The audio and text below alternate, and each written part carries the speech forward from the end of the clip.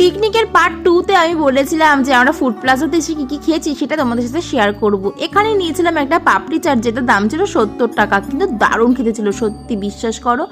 এটা ছিল বিরিয়ানি, চিকেন বিরিয়ানি, এগুলো সব কিছুই আমরা ফুড প্লাজাতেই খেয়েছি। আর খাবারের কোয়ালিটি অ্যান্ড কোয়ান্টিটি দুটোই খুব ভালো ছিল। আমার তো খুবই রিজনেবল প্রাইস লেগেছে, ইভেন খাবারগুলো দারুণ খেতে। তোমরা অবশ্যই এবার ট্রাই করো। এ দেখো আমার দিদি এই বিরিয়ানিতে ডিম দেখে কতটা খুশি হয়েছে। আসল কথা হচ্ছে কি, বিরিয়ানিতে কিন্তু এখন কোথাও আর ডিম দেয় না, আর খেতে তো এত ভালো ছিল যে আমি টেস্ট করেই যাচ্ছি বারবার। আর সাথে ছিল একটা রায়তা। কোথাও ঘুরতে গেলে কেন জানি না কি খেতে খেতে সব টাকা বেরিয়ে যায়। তোমাদেরও কি এরকম হয়? তাহলে অবশ্যই কমেন্ট করে জানিও।